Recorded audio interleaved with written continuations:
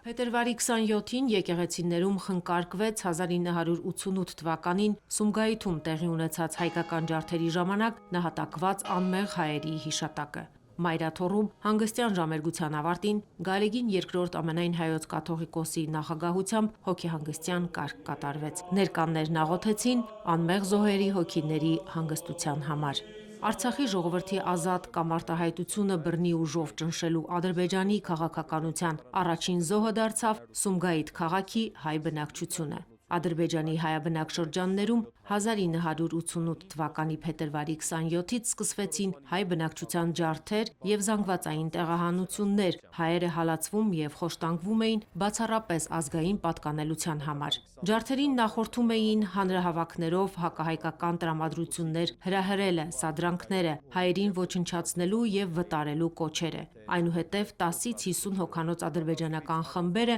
նախապես ձեռք բերած հասցեներով հետևողականորեն մաքրում էին քաղաքը հայերից խորհրդային և տեղական իրավապահ ուժային կառույցների լիակատար անգործության պայմաններում։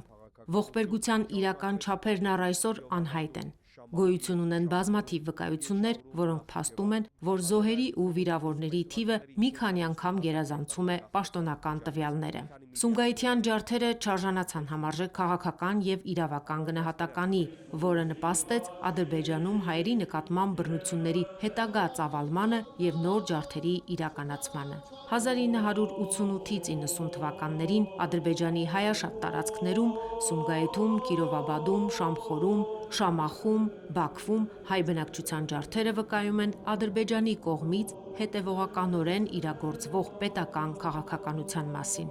Մայր տաճարում Նաթան arքեպիսկոպոս Հովհաննիսյանը անդրադարձ կատարեց 38 տարի առաջ փետրվարյան այս օրերին տեղի ունեցած ոճրագործություններին։ Եվ մենք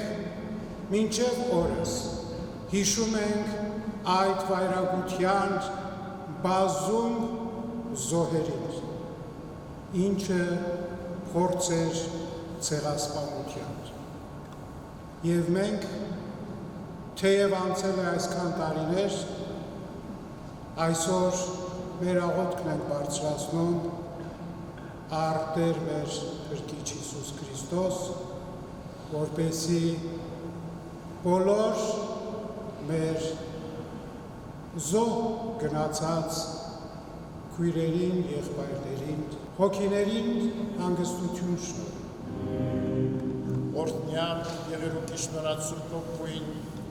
երթայք հանգերուկի խաղաղություն և Տեր Հիսուս եղեցին ձեզ ընդամենեսյան ամեն։